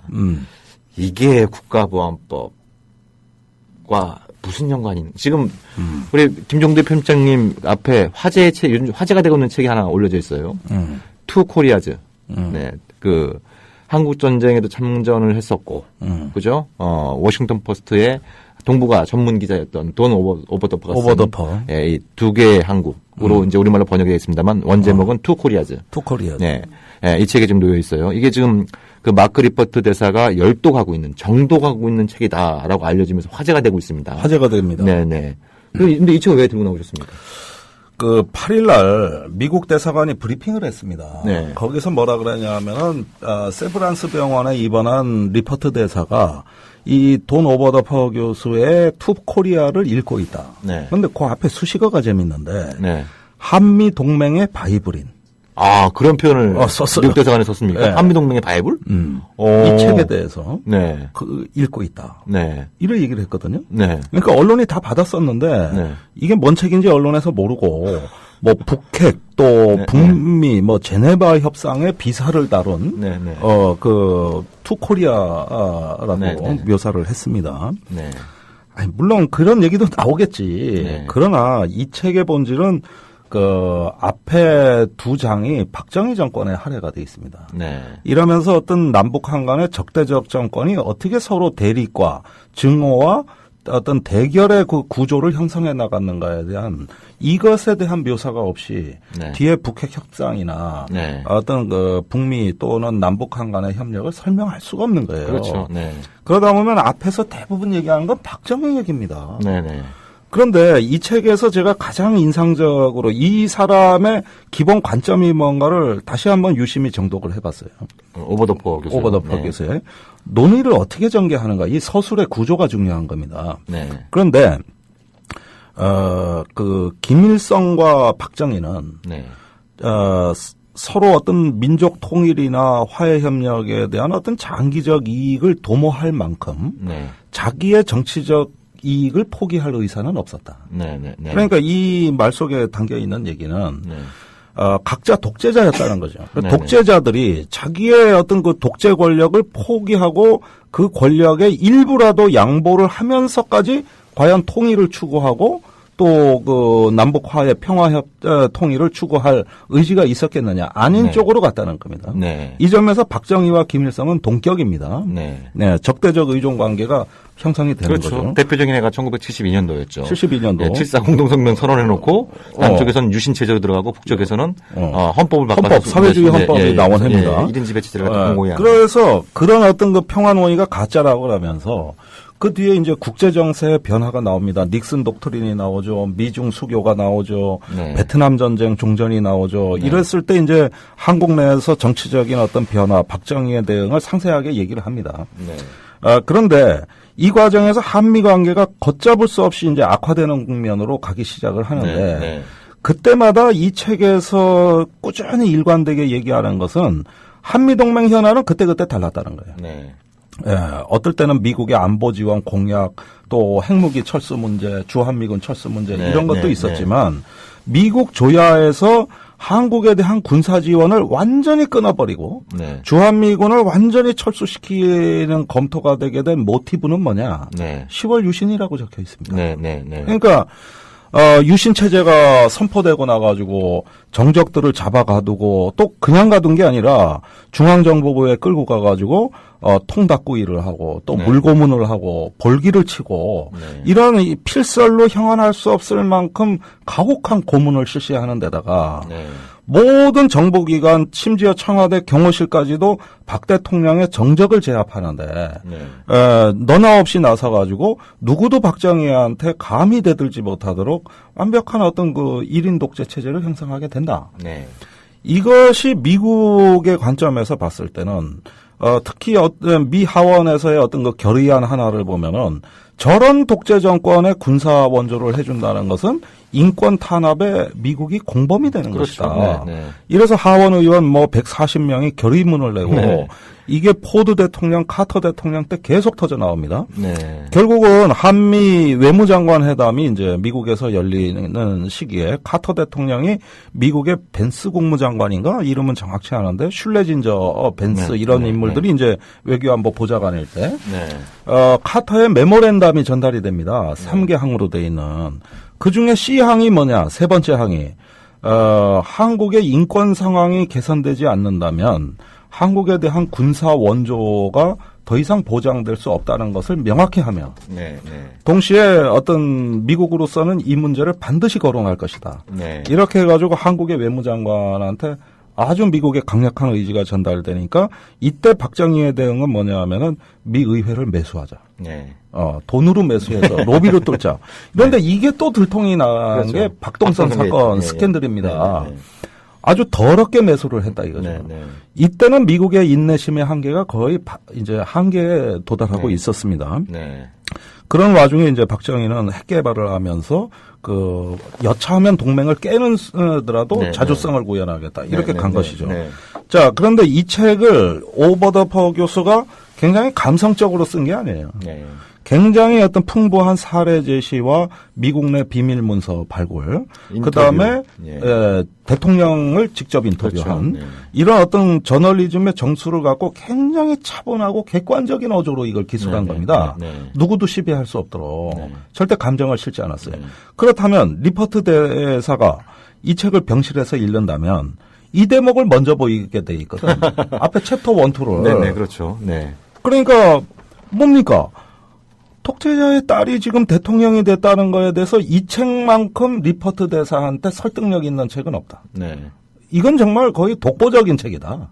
그러니까 영어로 된 책 중에. 네네. 아니 책을 읽을 수 있는데 미국 대사가 브리핑을 통해서 한미 동맹의 바이블이다 이렇게 얘기했다고 하는 바이블이다. 정치적 메시지가 있는 연막인 그래서, 거예요. 네. 그런데 그 얘기가 나오자마자 이런 사실이 알려지자 여당과 정부의 그 고위직들이 매 시간 리포트를 문명합니다. 네, 네. 그래서 저는 왜 갔겠느냐. 그것은 이 책을 읽지 못하게 하려고 한 것이다. 매 시간 네, 문명을 네. 가면 그러니까, 책 네, 읽을 네. 시간이 없는 네, 거야. 네, 그렇죠. 뭐 또 옷 갈아입고 맞는다 그랬으니까. 옷 갈아입고. 예. 그럼 오는 사람마다 그런 의도가 있었구나. 그래서 문병을 예. 많이 간 거야. 아. 이 책을 읽으면 큰일 나는 거야. 예. 이게. 아니, 저 갓 수술 받은 사람은 시간을 갖고 휴식을 취하는 게, 예? 그게 정말 쾌유를 바라는 진심 어린 행동이라 할 수 있는데, 이 사람 저 사람 계속 찾아가고 쉬지도 못하게 만드는, 예. 그 의도가 이 투코리아를 못 읽게. 예. 예. 아무튼 뭐 재미난 해석입니다만. 근데 이 책 관련해서 뭐 여러 가지 또 뭐 이제 우리가 뭐 책색하는 시간은 아닙니다만, 이 책이 이제 작년에 그 개정판이 나왔는데 같이 이 개정판을 쓴 사람이 로버트 칼린이라는 사람이 있습니다. 네. CIA에서 북한 정보만 30년을 다룬 사람이에요. 오, 대단하시네. 예. 북한 원전을 갖다 읽을 수 있는 사람입니다. 사실 남한 사람들 북한 원전 읽기 힘들거든요. 네. 예, 뭐 표현도 다를 뿐더러 문장 구조도 많이 다르고 해서. 근데 원전을 읽을 수 있는 사람인데, 근데 얘기 나온 김에 로버트 칼린과 관련해서 굉장히 재미난 일화가 있었습니다. 네. 2007년으로 제가 기억을 하는데요. 네. 로버트 칼린이 이제 워싱턴에서 강연회를 하면서 자기가 강석주가 제외 공관원들을 모아서 강연하는 자료를 입수해서 자기가 그걸 번역을 했다. 그래서 오늘 발표는 이 강연문으로 대신하겠다. 강연문을 쭉 영어로 낭독을 했습니다. 뭐 제가 영어 실력이 출중한 뭐 이렇게 뛰어난 편은 아니어서 다 알아듣지는 못했습니다만 다음날 이러니까 한국 언론이 난리가 났습니다. 이 로버트 칼린이 예. 아주 그 북한의 외교 문서면은 아주 뭐 중요한 극비 문서일 텐데 네. 이거를 입수해서 이거를 공개적으로 얘기를 했다. 그래서 막 근데 이게 북한 문서가 맞냐 틀리냐 북한 전문가들이 상당수가 붙어서 그걸 분석한 결과 이건 북한 문서가 맞다. 이런 어떤 결론을 내렸거든요. 예. 그래서 언론들이 그 대대적으로 보도했습니다. 그때 얘기한 요지는 강석주가 30년 동안 특히 90년대 이후 북핵 위기를 쭉 주도하면서 느꼈던 좌절감이 그냥 아주 그냥 구구절절 묻어있는 연설문 진짜 멋있는 연설문이었거든요. 네. 예. 근데 그때 제가 그때 워싱턴에 있었는데 이게 뭐지? 이런 느낌이었던 게 그때 로버트 칼리는 농담조로 뭐라고 영어를 했는데 제가 그때 옆에 앉아 계셨던 분이 임원혁 박사라고 임동원 장관님의 이제 차남 되신 분이 앉아 계셨는데 그분은 영어를 굉장히 잘 하시는 분이에요. 그래서 방금 전에 저 로버트 칼린이 뭐라 그런 겁니까? 그러니까 이거는 영어로 굉장히 고급 영어인데 이건 농담이다. 그러니까 이제 그게 진짜 문서가 아니라 자기가 가상으로 쓴 거다. 이거를 고급 영어로 표현을 했는데 거기 있던 한국의 그 이제 워싱턴 특파원들 그걸 제대로 못 알아들은 겁니다. 예. 그래서 대형 오보 사건이 나섰죠. 대형 오보 사건. 사건. 대형 오보 사건이 날 정도로 로버트 칼린 같은 경우에는 이제 또 미국 내에서 인정받고 있는 대표적인 북한 전문가. 근데 정 대표는 오버더퍼 교수를 만난 적이 있죠. 예, 제가 2006년도에 워싱턴에 갔을 때 그 이제 존스 홉킨스 국제대학원 이제 사이스라 그러죠. 거기 연구실에 한번 찾아뵌 적이 있었습니다. 예. 근데 그 이제 연구실 벽면에 쭉 역대 한국 대통령의 사진들이 쭉 걸려 있고 저를 안내를 하면서 뭐 제가 VIP 뭐 귀빈도 아닌데 이 대통령과는 이런 인연이 있었다. 한국 대통령? 네, 한국 대통령 그 사진을 쭉 보여주면서 이 대통령하고는 이런 인연이 있었고 이 대통령하고는 내가 언제 만났었고 뭐 이렇게 얘기를 하면서 굉장히 좀 받았던 인상은 굉장히 겸손하시다는 느낌이 들었던 게 겸손하다. 예, 뭐라고 저한테 그때 얘기했던 것 중에 기억나는 것 중에 하나가 그런 거였습니다. 그러니까 자기는 미국 유력지의 기자였기 때문에 이런 특혜를 누릴 수 있었다.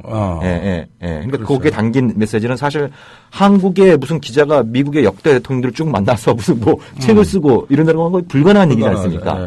자기는 미국이라고 하는 세계 유일 초강대국에 그것도 워싱턴 포스트라고 하는 유력지의 기자로 있었기 때문에 한국의 역대 대통령을 비롯한 고위 관료들을 만나서 이런 책을 낼 수 있었다. 이렇게 이제 그 얘기도 하셨고 그리고 2007년 2월 달에 이제 그 육자회담에서 213 합의라는 게 나오지 않았습니까? 네. 핵심적인 내용은 북한은 핵을 동결하고 미국은 BDA, 그러니까 북한에 대한 금융 제재를 풀기로 약속하고 이걸 막교환하는 합의가 이제 있었는데 그때 워싱턴에선 페브리에리 쇼크, 2월의 쇼크란 말이 나올 정도로 굉장히 많은 사람들이 쇼크를 받았습니다. 그때 오버더퍼 교수를 또 만날 기회가 있었는데 그분이 저한테 그렇게 얘기를 하더라고요. 나는 이제 앞으로 더 이상 한반도 전문가가 아니다. 난 자기를 포함해서 자기 주변에 있는 그 누구도 이 213 합의를 예상하지 못했다. 그래서 이거를 봤을 때 수십 년 동안 남북한 문제, 한 문제를 다뤄왔던 전문가로 작업을 했는데 오늘부터 전문가 딱지를 떼겠다. 이렇게 얘기 말씀하시는 거 보고 굉장히 인상 깊은 분이었다. 이런 느낌도 좀 받았었는데요. 근데 이 책이 그 작년에 개정판이 나왔는데 이제 이게 아마 지금 갖고 계신 책에는 그 내용이 없을 겁니다. 책 마지막 부분에 어떤 내용이 나오냐면 분단 이후 한반도 남북한에는 굉장히 많은 변화가 있었지만 변하지 않은 게 하나 있다. 그거는 1953년에 끝난 한국전쟁이 평화협정으로 공식으로 끝난 것이 아니라 정전협정으로 아직까지 있다. 아직까지 유지되고 있다. 그래서 이 정전협정을 평화협정으로 대체하지 않으면 두 개의 코리아와 뿐만 아니라 동북아 전체에게도 큰 불행이 될 것이다. 이런 내용이 이제 책 마지막에 아니 훌륭하신 분이네. 네네. 책 마지막에 이렇게 그런 내용이 있는데요.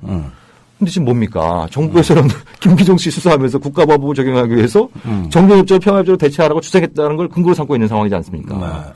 예. 그러니까 이 책은 그 누구보다도 박근혜 대통령이 먼저 읽으셔야 돼요. 그래서 가능하면 좀 그 아프지 마시고. 예? 아니, 다 미국 따라가시는 분들이니까. 자, 우리가 지금 기독교 장로회, 또 어버이 연합, 또 엄마부대 봉사단, 대한민국 성우회에 알려드려야 되는 것이. 그렇게 리포트 대사에 대해서 추앙하시는데, 리포트 대사가 읽은 책도 읽어야 될 거 아닙니까? 다 그런데 리포트 대사가 지금 보고자 하는 그 방향을 우리도 같이 봐야 고 투게더가 되는 거 아니야. 리포트 대사가 트위터에 뭐라고 썼어? Let's go together. 그 다음에 한국말도 잘해서 한국말로 또 해줘. 같이 갑시다. 같이 갑시다. 그럼 어딜 같이 가야 돼? 도서관에 같이 가야 되는 거지. 도서관에를. 그러면은 다음에 리퍼트 대사를 만나면 아는 척을 해야 될 거 그렇죠. 아니야. 아는 척을. 대사님이 그 책을 읽고 있다는 소식을 듣고 저도 이 책을 읽었습니다. 저도 이 책을 저는 이 읽었습니다. 책에서 이 부분이 굉장히 감명 깊었습니다. 대사님은 어느 부분을 주목해서 보셨는지. 이래야 이제 좀 대화가 많이 되고 통하지. 인간적인 많이. 유대가 일어나고 케미칼이 생기고 그런 거 개고기 아니겠어요? 사가는 것보다는 이게 더 사람이 품격이 있는 거 아니야. 네. 그러면은 미국 사람들은 그럼 좋아하거든. 네.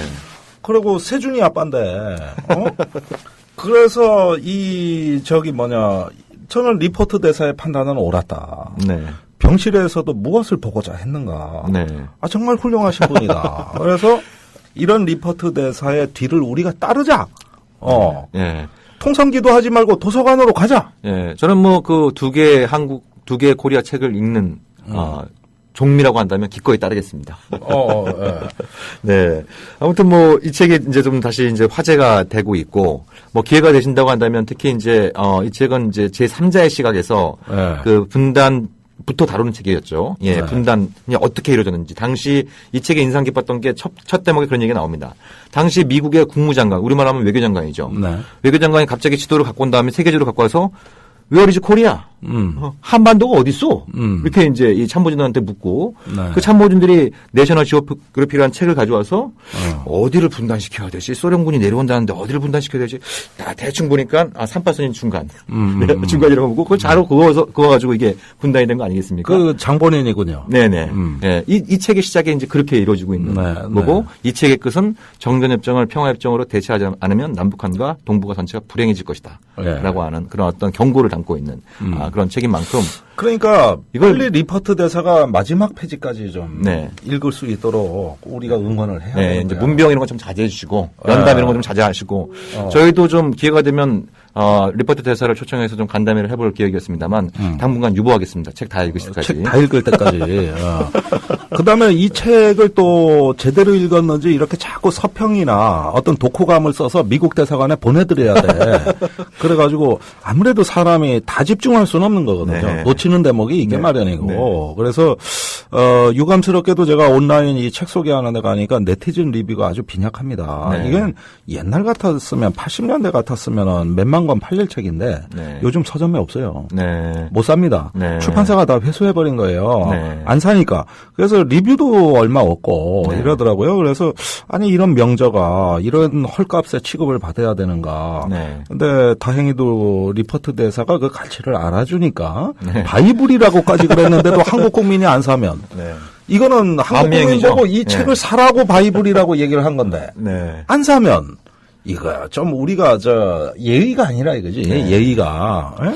제가 그 오버더퍼 교수께 한번 메일 한번 보내드려야겠네요. 네. 저 교수님 책이 갑자기 많이 팔리게 생겼다고 좀 축하드린다고 제가 메일이라도 한 통 좀 보내야 되지 그런데 않을까 잠깐 싶습니다. 좀 댓글 좀 소개를 해드려야 되겠어요.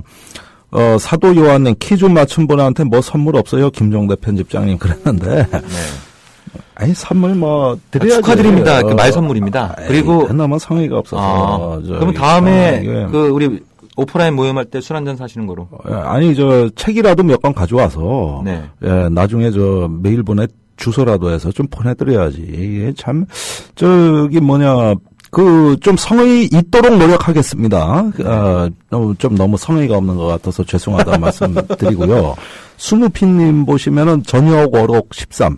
박근혜 위원장의 자택 서재를 둘러보고 박 위원장의 지적 인식 능력에 좀 문제가 있다고 생각했다. 서재에 일단 책이 별로 없었고 증정받은 책들만 주로 있어 통일성을 찾기 어려웠다. 그래서 여기가 서재인가 하는 생각을 했다. 이게 이제 전역 의원이 박근혜를 만났을 때 그 소감을 적은 겁니다. 그래서 네, 이 사람은 네. 비박, 아주 안티박이죠. 네, 네. 예, 그러니까 물론 투코리아는 읽었을 리가 없죠. 네. 예, 이건 생각해야 보나 마나요. 우리가 아무리 거지 생활을 한다고 하더라도 책 한 권 사서 청와대에 보내드릴 정도의 경제 능력은 되지 않겠습니까?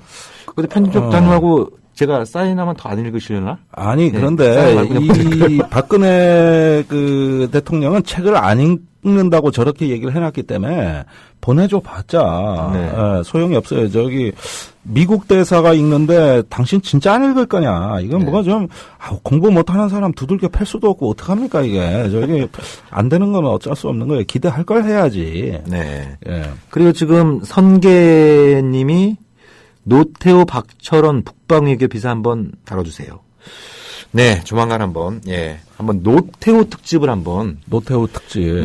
한번 해보죠 뭐. 그런 특집해서 우리도 이재희하고 맞짱 떠야 돼. 이재에서 노태우 특집을 한번 했나요? 거긴 주로 그런 것만 하잖아요. 그런 거 하니까. 역사 프로그램이니까. 그게 항상 1위 하는 거 보고 난 깜짝깜짝 놀라는데. 네. 아니, 어떤 저런 역사물 같은 경우는 본래 그렇게 상위권에 잘 안 올라오거든요. 네. 근데 장기적으로 그렇게 팟캐스트의 패권을 장악한 걸 보고 저는 상당히 놀라는데, 우리도 역사 쪽으로 바꿀까? 예, 하동하나 잘하십시오. 예. 그럴까? 네. 지금 이제 우리가 그 투코리아 얘기를 좀, 책 중심으로 해서 얘기를 좀 나눠봤습니다. 아무튼, 참, 한국인으로서 이 책을 읽으면서 많은 걸 생각할 수 있는 그런 어떤 내용을 담고 있으니까, 우리 애청자 여러분들께서도 한번 기회가 되면 이 책을 접하시면 좋을 것 같고요.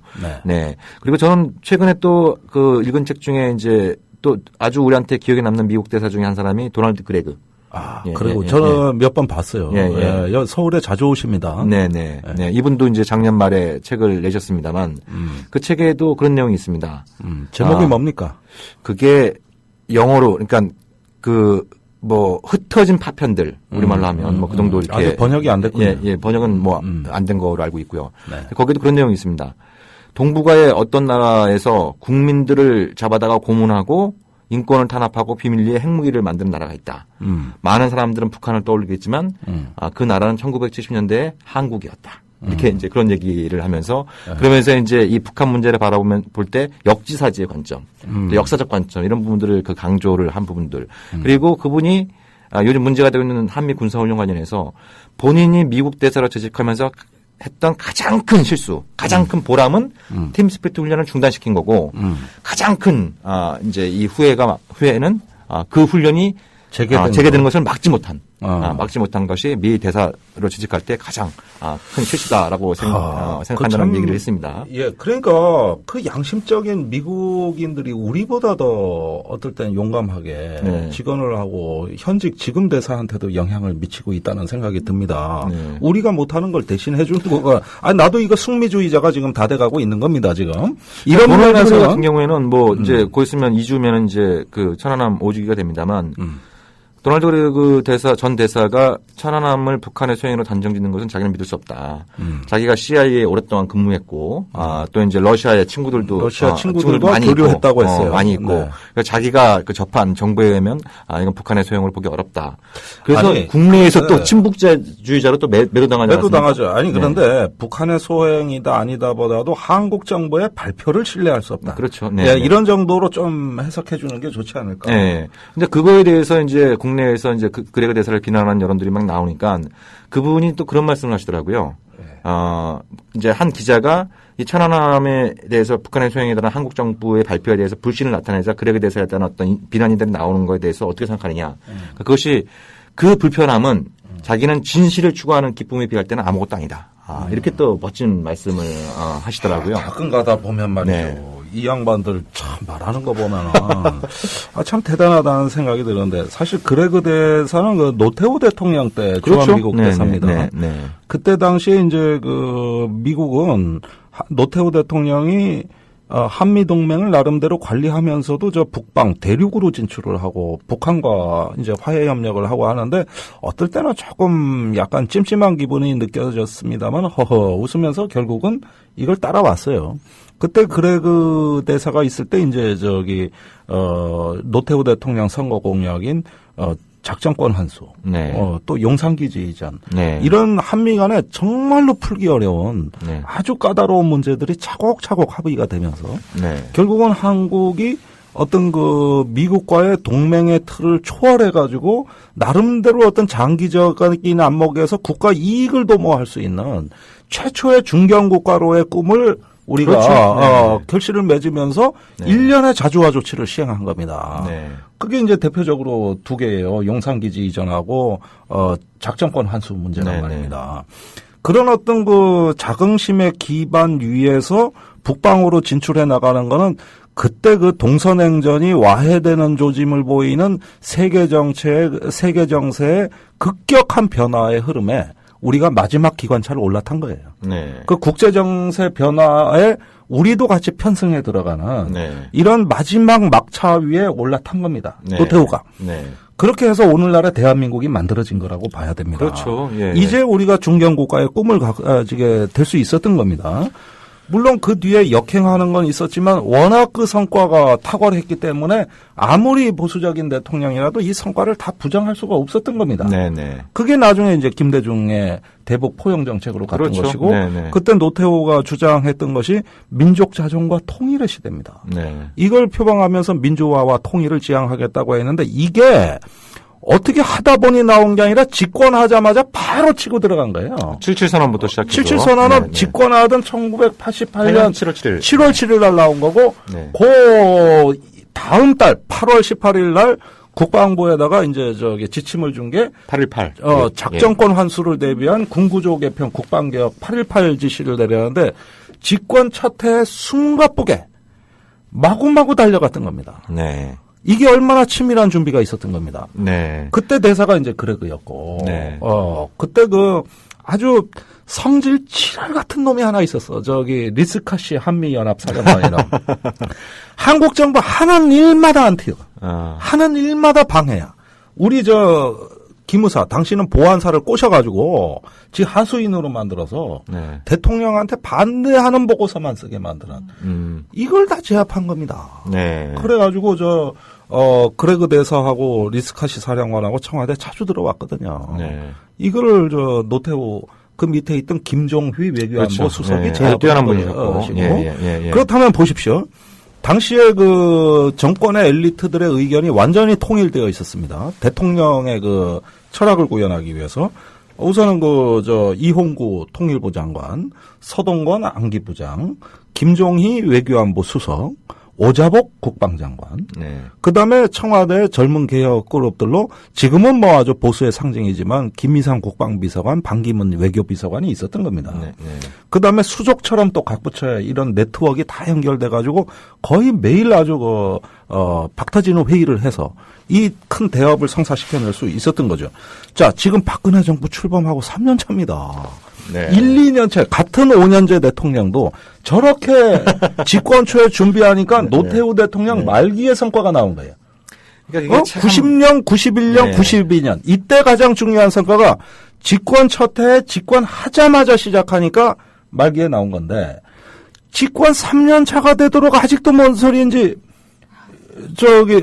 이 철학이 뭔지 또 통일 준비를 뭘 한다는 것인지 아무도 모르는 이 상황이 됐으면 집권 말기에 어떻게 성과가 나온다는 얘기입니까? 이 사실을 제대로 깨달으려면 어떤 책을 읽어야 된다? 돈 오버 더 퍼 교수의 책을 읽어야 된다 이겁니다. 내 얘기가. 거의 돈 오버더프 교수 돈바가 되신 것 같아요, 거의. 이 양반 돈 많이 벌었나? 왜 또 성인 이름이 돈이야? 왜? 아우 기분 나빠. 네. 아무튼 당시에 정말 그 여러 가지 성과도 많이 있었습니다만 그게 일시에 물거품이 됐던 게 92년 10월 달에 한미 국방장관이 SCM, 한미 연례 안보회의를 하고 나서 팀스프링 훈련 다시 하겠다. 이렇게 서를 하면서 모든 게 다 물거품이 되고 이제 이른바 1차 핵위기가 시작되고 이런 어떤 경우들이 있었습니다만 그것도 결국 92년 대선, 대선을 노린 YS 캠프와 그죠? 안기부의 합작품이었어요. 합작품이었죠. 예. 국방부도 끼어들었죠. 예. 그러니까 세 가지 사건이 일어난 거예요. 첫째는 훈령 조작 사건. 그렇죠. 예. 그래서 나타난 이상가족 상봉 무산. 네. 그 다음에 팀스프리트 훈련 체계. 네. 이게 대통령의 통제를 받지 않고. 그러니까요. 아래에서 일어난 그 레임덕의 반란이었어요. 네. 그래가지고 이거는 뭡니까 임동원 씨가 쓴 그 피스메이커에 자세하게 나와 있습니다. 자세하게. 그게 얼마나 노태우를 연맥인 사실 물태우라는 말도 그때 그 군부에서 발명한 용어였거든. 네. 나중에 이게 사회로 퍼졌죠. 그래가지고 그러면서 또 국방개혁 말아먹기. 네. 예. 이러면서 어떤 국가의 백년대기라고 할 수 있는 것들이 다 뒤집어지니까 당시에 이제 김대중 대통령이 있던 민주당이나 어떤 그 평민당 이런 그룹에서는 노태우가 일을 하긴 했는데 하기는 했는데 진정성이 부족하다고 본 거예요. 역시 군사정권의 한계를 못 벗어나는구나. 이래가지고 어떤 그 권위주의 군사정권의 그거의 어떤 본성이라고 본 건데 웬걸 그 다음에 집권한 순수 문민정부 김영삼 정부가 한술 더 뜨는 걸 보고 네. 이젠 거꾸로 야당이 노태우를 그리워하는 겁니다. 이런 환장할 노릇이 어디 있습니까? 예? 예. 이런 환장할 노릇이. 네. 그러니까 뭐 기회가 되시면 이 두 개의 한국, 그러니까 이 오버더 교수가 쓴 책에는 팀스피트 훈련 당시에 미국 쪽의 어떤 분위기가 잘 묘사가 되어 있다고 한다면 임동원 전 통일부 장관이 쓰신 피스메이커에는 한국적 분위기. 그래서 그 두 개를 같이 놓고 읽어보면 참 흥미롭습니다. 네. 예, 참 흥미로운 부분이 있고 이 두 개의 코리아에서 나온 부분 또 다른 자료에도 이제 그런 얘기도 나옵니다만 그때 미국에서 팀스피트 훈련 재개를 주도했던 사람이 딕 체니. 당시 국방장관. 네. 예. 나중에 이제 부시 때 조지 부시 때 부통령이었죠. 예. 그리고 그 바로 밑에 있던 사람이 폴 월퍼였죠. 국방부 차관. 예.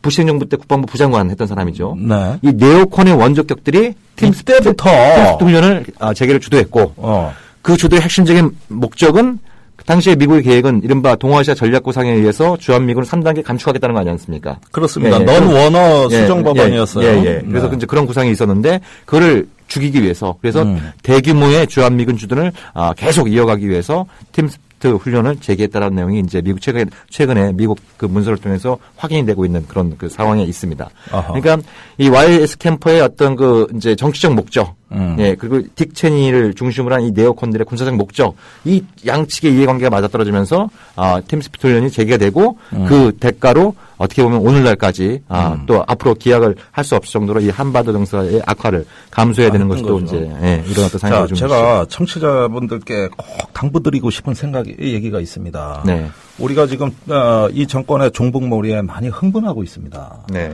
그리고 사실은 또 이런 공안의 어떤 흐름 속에서 지금 박근혜 정부가 국민들과 시민들과 야당과의 소통의 샷화문을 팍 내려버리고 네. 이제는 더 자기 고집과 아집으로 흘러가지는 않을까 많이 불안해들 하고 계십니다. 네. 사실 저도 불안합니다. 네. 그러나 이런 그때그때 정치적인 현안은 우리가 처음 겪는 것도 아니고 네. 여러 번 겪었던 겁니다. 그 역사적 관성이 있기 때문에 저들은 저렇게 갈 수밖에 없는 거예요. 네. 그렇다면 지금 우리가 집중해야 될 거는 잠시 이 사건에 대해서 우리의 심리적 거리를 유지하면서 네. 우리 역사의 본질에 정신을 집중하셔야 됩니다. 네. 우리 지금 역사가 어디로 가고 있는가? 지금 저 미중 관계, 사드 문제 이런 걸로 촉발되는 이 지정학적 변동의 역사 속에서 네. 우리가 그 국가의 장기적인 이익을 고민했던 한때 막 우리가 지금 노태우를 몹시 칭송하고 있습니다만은 그런 그 고뇌가 나와줘야 되는 것이고 네. 그만큼 이 역사적인 변동의 어떤 그 경계선에 서 있는 우리가 정신을 집중해줘야 되는 겁니다. 과연 우리는 어디에 와 있는가? 우리는 또 어디로 가고 있는 것인가? 네. 그러면서 미국 대사가 뭐 다 잘한 건 아니지만 어쩌다 이렇게 던지는 말 한마디에서도 역사적인 맥락을 우리가 찾아내가지고 지금 이 방송을 꾸미고 있듯이 하나의 그 이면적인 거, 이 역사의 어떤 흐름과 본질 이런 것들에 대한민국은 어떻게 하면 편승해 갈 수 있느냐, 어떻게 하면 그 변화에 우리가 뒤처지지 않을 수가 있는 것이냐. 여기에 지금 우리는 정신을 집중해야지 내부의 종북몰이로 정신 뺏기고 있을 때가 아니라는 겁니다. 그렇죠. 네. 그만큼 주변 정세가 숨가뻐요. 네. 매우 긴박한 겁니다.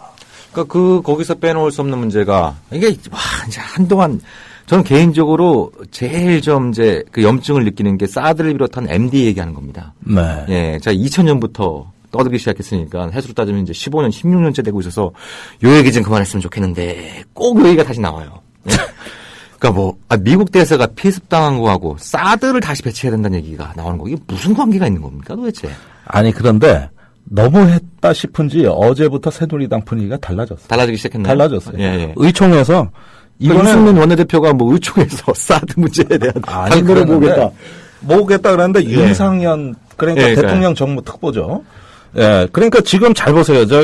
지금 당청 관계가 긴장이 있다는 거는 여러분들도 다 알고 계실 겁니다. 네. 예, 유승민 대표가 되자마자 청와대에서 내놓은 응수는 친박 의원 3명을 정무 특보로 임명한 겁니다. 대통령. 이건 유승민 대표 엿먹으라고 한 거예요. 아무것도 아니에요. 그거예요. 그런데 이 사드 문제에 대해서 당청 간에 긴장이 어제 나왔는데 거기에 윤상현 의원이 의총에서 발언을 합니다. 당 지도부의 사드 추종에 대해서 한마디 하겠다. 이거는 동아시아의 가장 중요한 지정학적 사건과 관계되어 있다. 그런데 이렇게 경박하게 사드 문제를 거론해서 우리가 국가적으로 더 어려운 부담을 지는 데 대해서 나 이제는 발언할 수밖에 없다. 이렇게 시민단체 성명을 보는 것 같은데요. 네, 그리고 이인재 최고위원도 같은 맥락의 발언을 합니다. 네. 그러면서 지금 유승민 대표를 필두로 한 원유철 또 나경원 등 사드파들. 사드파들에 대해 가지고 싸대기를 때리고 나오기 시작했다. 니들이 사드 얘기했냐 이 싸가지들아 이러면서 나오기 시작을 했다. 대통령이 있는데 니들이 뭔데 지랄하고 연병이냐 이 얘기를 한 겁니다. 그래서 내분이 벌어졌어요. 지금 외교안보 논쟁이 여야 간보다 여당 내부가 더 재밌어요. 더 재밌고 우리 야당이 워낙 무능해서 그렇지. 사실은 저건 야당이 주도해야 될 흐름이었어요. 그런데 지금 저렇게 흘러가고 있는 겁니다. 자, 저 사람들도 눈가기가 있는데 그 얘기를 안 하겠습니까? 그다음에 보십시오. 여당의 역대 대표들 참 이상한 사람들입니다. 정몽준 씨 대표할 때 뭐가 나왔습니까? 한국 핵무장관이 나온 겁니다. 핵무장관. 워싱턴에서 기자회견에서 그 입장 발표해가지고 김정은 못지않게 국제적인 명성을 또 명성을 얻으셨죠. 거기에 참석한 사람들이 트위터, 페이스북으로 올린 거는 거의 정몽준을 미친놈 취급했어요. 미친놈. 자, 역대 이 새누리당 대표들은 뭐가 뜨면은 이 국방에서 한 건을 터뜨리고 싶어 해요. 그런데 유승민이 뜨면은 원유철이 뜬다. 이런 법칙이 왜 성립하는 걸 보자고. 선후임 국방위원장입니다. 원유철 위원장에 이어서 유승민 국방위원장을 한 겁니다. 근데 국방은 자기가 더 잘한다고 생각하는데 그러면서 뭔가 국방맨다운 사드 멋있잖아. 이게 저 보수 세력의 지금 걸그룹 아이돌이란 말입니다. 원래는 SM3였어요. 스탠다드 미사일. 근데 그게 한국 실정에 안 맞다고 판명이 되니까 옮겨간 겁니다. 그러니까 뭐 언제는 서태지와 아이들이 뜨다가 이제는 소녀시대가 뜨는 거하고 똑같은 거예요. 저래다 사드도 저래다 말아요. 사실은. 언젠간 저거 사그러듭니다. 사실은. 그럼 또 딴 걸로 옮겨갈 겁니다. 전략적 아젠다는 바뀌는 거고 아이돌 인기 바뀌듯이 바뀐단 말이에요. 그런데 유승민 위원장이 일관되게 이걸 쭉 흐름을 끌고 오니까 원유철 그 의원께서 국방위원장 나도 했는데 이러면서 말을 보태다가 한 마디, 두 마디, 세 마디 이렇게 이제 나가니까 친박에서는 이거 못 봐주겠다. 이거 못 봐주겠다. 지금 대통령도 고민하고 있는데 니들이 뭔데? 이래가지고 박근혜 대통령이 정무특보를 임명한 그 효과가 이 사드 논쟁에서 그대로 구체화가 되고. 그러니까 지금 정무특보로 임명된 이후에 지금 그 첫 타격에 나서가지고 거의 뭐 지금 말론론을 친 정도로 지금 언론에 대서특필이 되고 있어요. 근데 뭐 이제 당청 간의 불협화음이 있는 부분도 있겠습니다만, 근데 사드 관련해서 최근에 변화된 사람 몇 가지는 좀 짚어볼 필요가 있을 것 같아요. 첫 번째는 마크 리퍼트 대사, 이분이 개인적으로, 저는 이제, 마땅히 우리 팬층님도 마찬가지겠습니다만, 조속히 쾌유를 하셔서 업무에 복귀하길 바라는 마음, 다른 국민들과 마찬가지겠거든요. 그런데, 차분하게 업무하기도 어려워졌어, 지금. 그러니까요. 너무 유명해져서. 졸지에 지금 역대 미국 대사 중에 가장 유명한 분으로 등극하셨어요. 이제 오바마 오는 걸 국민들은 신경도 안 쓸 것 같아. 여기 대통령보다 더 인기 있는 대사가 와 있는데. 아무튼 근데 우리가 예전에 한번 마크 리퍼트 대사도 간략하게 한번 언급한 바가 있습니다만, 이분의 주요 미션이 그전까지 워싱턴에서 주로 해왔던 일이 미국의 아시아 재균형 전략. 그리고 특히 한미일 삼각동맹, 그러니까 DTT로 불리는 한미일 3자 국방회의의 미국 측 수석대표를 또 맡았고, 국방부 장관 비서실장으로 있으면서 그 대표를 맡으면서 전반적으로 MD, 미사일 방어 체제에 기반을 둔 한미일 삼각동맹의 설계자 가운데 한 사람입니다. 한 사람이고, 그것이 이제 주요 미션으로 띄고 지금 미국 대사로 와 있는 분이기 때문에 이분이 개인적으로 이번에 그 피습 사건에도 불구하고 굉장히 차분하고 유연한 또 국민들한테 친근한 모습을 보이는 것에 대해서 개인적으로 평가할 부분과 이분이 수행하게 될 앞으로 그 업무, 여기서 이제 파생되는 한미 관계, 이런 부분들에 대해서 우리가 또 짚어봐야 될 부분들은 또 별개의 문제다라는 것이고, 네, 어찌됐든 마크 리퍼트 대사가 사드에 대한 입장은 아직 한미 간의 공식 논의는 없지만 이것이 한국에 배치되면 도움이 된다라는 입장이고, 그리고 작년까지는 미국이 갖고 있던 사드 포대가 3개 포대에 불과했습니다. 네. 본토에 2개 있었고 괌에 하나 있었습니다. 네. 근데 올해 늦어도 내년 상반기까지는 3개 포대를 추가로 구매할 계획이 있습니다. 펜타곤이. 네. 그럼 6개로 늘어나기 때문에 이제 한국에 배치할 여력이 생기게 됩니다. 네. 네, 네. 이게 또 이제 중요한 어떤 그 변수가 되고 있는 상황이어서. 아니 물론 계획으로는 그래요. 네, 네, 네. 이거 실행 가능성은 여전히 저는 따져봐야 된다고 봅니다.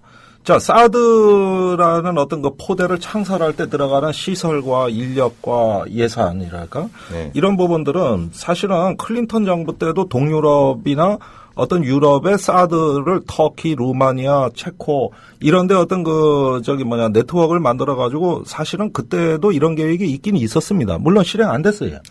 그런데 이런 부분들이 지금 미국의 상황에서 과연 계획대로 될 거냐 하는데 지금 한국의 사드 논란이 굉장히 중요한 변수가 되고 있다는 겁니다.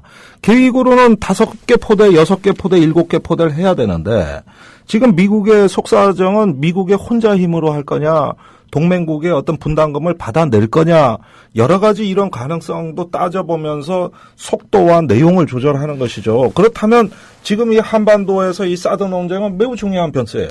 그러니까 중요하게 짚어봐야 될 부분이요. 그러니까 이제 유럽에 배치되려고 했던 건 사드가 아니라 GBI 그래서 이제 사드보다 더 유격보다 훨씬 더 높은 그러니까 대륙간 탄도미사일 잡는 요격 미사일이었고 제가 미국 자료를 확인해 보니까 지금 현재 미국이 사드 7개 포대 부대를 창설한 상황입니다. 그러니까 사드 무기는 3개가 배치되어 있지만 구매한 상황이지만 그걸 운영할 부대는 지금 7개로 늘어난 상태고 주 계약 업체인 로키드 마트와 계약을 체결해서 추가적으로 납품을 받기로 되어 있는 상황입니다. 그러니까 네.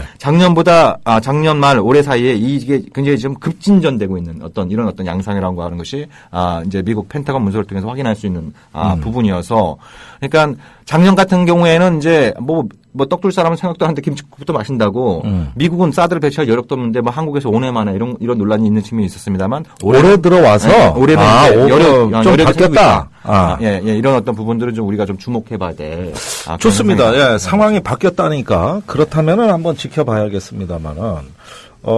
작금의 어떤 이런 한국 내에서의 논란과 미중 간의 이 문제로 오늘 구체적인 언론사를 거명해서 죄송합니다만 한국일보에 아주 의미 있는 기사가 실렸어요. 어떤? 김관진 청와대 안보실장의 중국 방문 일정이 지금 다 취소됐습니다. 아, 그렇습니까? 네, 중국 측에서 일정을 안 내준다는 거예요. 이미 계획된 것도 다 무너지고 있고 그다음에 한중일 삼국 외무장관 회담도 중국 측의 반대로 다 무너졌습니다. 과거엔 일본이 조금 발생했다면 지금은 중국이라는 겁니다. 네네. 그다음에 올해로 예정된 한중 간의 전략 대화도 지금 흔들릴 조짐이 보이고 있습니다. 네. 그래서 사드에 대한 중국의 압력이 사실은 얼마 전부터 본격화됐다는 게 이 신문의 주장입니다.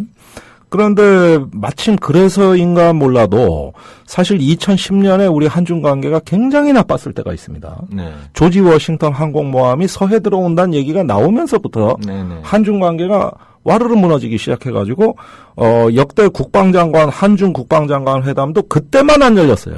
그때만. 네네. 그래서 김태형 장관이 중국을 못 가본 유일한 한국의 국방장관이 된 겁니다. 그런데 지금 나오고 있는 그런 어떤 일련의 흐름들은 무언가 지정학적인 외교 전쟁이 지금 시작이 됐다고 봐야 되는 이런 징후들이 일부 있는 겁니다. 그렇다면 말씀하고 연계시켜서 봐야 될 게요. 그러니까 중국이 지금 한중 관계를 어떻게 보면 속도 조절하고 있는 수위 조절을 하고 있는 그런 양상을 보인다고 한다면 아까 김민지 인턴이 얘기한 하이파이브에서도 잠깐 나왔습니다만 왕이 중국 외교부장이 올해 북중 정상회담 가능성을 시사했습니다. 네. 네네. 그러니까 시진핑과 김정은이 만난다라고 하는 것은 북중 관계가 완전히 회복된다라고 하는 것을 의미할 수 있기 때문에 네. 중국이 사드 논란을 계기로 해서 한국과는 좀 다소 거리를 두려고 하는 모습을 보이고 네. 반면 북중 관계는 좀 복원하려고 하는 네. 이런 외교적인 징후들이 나타나고 있는 거에 대해서 우리는 분명히 주목해야 된다.